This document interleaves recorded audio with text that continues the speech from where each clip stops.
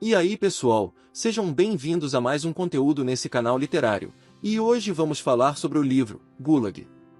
Então, te segura na cadeira, pegue o seu fone de ouvido, e vamos para mais um resumo de livro. Título: Gulag. Autora: Anne Applebaum. Editora: Debate. Páginas: 980. Quando pensamos em deportações em massa, extermínio de inimigos, indústria da morte e campos de concentração, é natural que a imagem dos campos de concentração nazista seja a única que vem à nossa mente. Porém, o que esse livro mostra é que muito antes da máquina da morte do nazismo entrar em funcionamento, já existia uma complexa e vasta organização de campos de concentração espalhadas por toda a União Soviética. Além disso, apesar de ser impensável, essa estrutura perdurou até muito tempo depois dos horrores da Segunda Guerra Mundial. Já existiam campos de trabalhos forçados na Rússia czarista, para onde os indesejados inimigos do czar eram enviados para cumprir suas penas. Com a Revolução Russa de 1918, e os expurgos que se seguiram na esteira da Revolução, o número de inimigos aumentou de forma exponencial. As prisões comuns já não davam conta do grande fluxo de pessoas que diariamente eram julgadas e enviadas para esses locais. Logo, o alto comando soviético resolveu não apenas manter em funcionamento os campos de trabalho czaristas, como aumentar e expandir para todo o território. A princípio, as áreas próximas a Leningrado e a Moscou foram as primeiras a receberem esse tipo de estrutura. Os primeiros presos do regime comunistas foram, em sua maioria, pessoas que eram contra os rumos da revolução, mas esse contingente logo seria ampliado para qualquer um que estivesse sob o espectro de crimes de subversão ou sabotagem. Na prática, bastava que o indivíduo figurasse em alguma lista de indesejados, para o regime ou para os comandantes, para ser acusado de algum desses crimes. Com o aumento vertiginoso de capturados, o alto escalão soviético iniciou o processo de expansão dos campos, agora já chamados de Gulag. Desde as planícies desérticas da Ásia Central, até os campos mineiros do Extremo Oriente, passando pelos campos da Sibéria, no ápice de funcionamento do Gulag, havia um campo de trabalhos forçados para cada um dos 12 fusos horários da União Soviética. Os presos não eram separados, então presos por crimes comuns, como assassinato, eram colocados juntos de especialistas, como engenheiros e médicos, que haviam sido presos por sabotagem. Além disso, mulheres, crianças e idosos tampouco escapavam da máquina da morte soviética. Como as distâncias entre Moscou e Leningrado e os campos eram enormes, e as estradas de ferro precárias, o sofrimento dos presos começava logo na viagem. Sem receberem comida e água, sendo transportados em vagões para gado, durante uma viagem que durava de semanas a meses, muitos morriam de inanição ou de disenteria.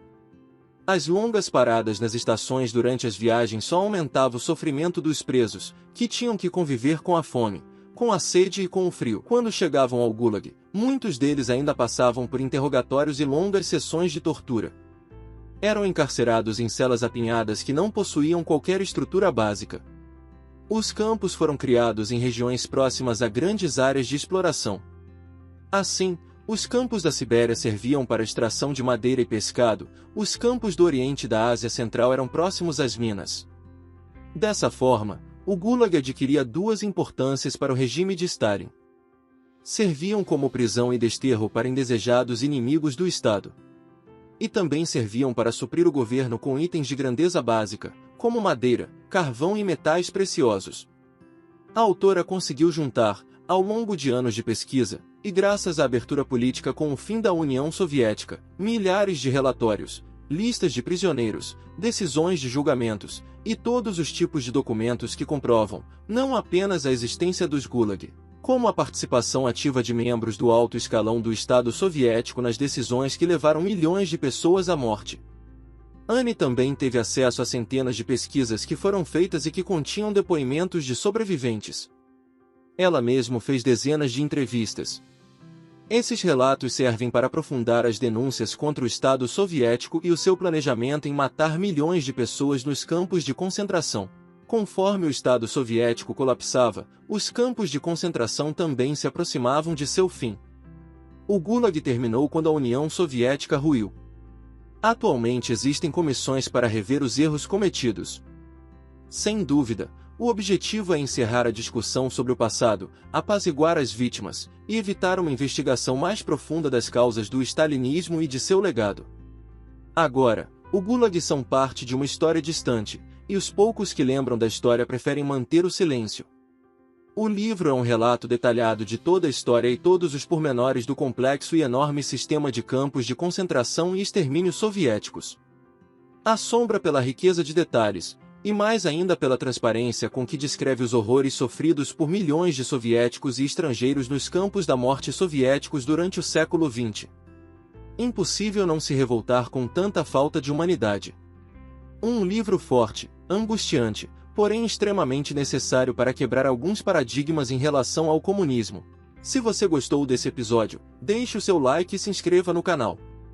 Além disso, colocamos na descrição do vídeo um link exclusivo para você adquirir esse livro.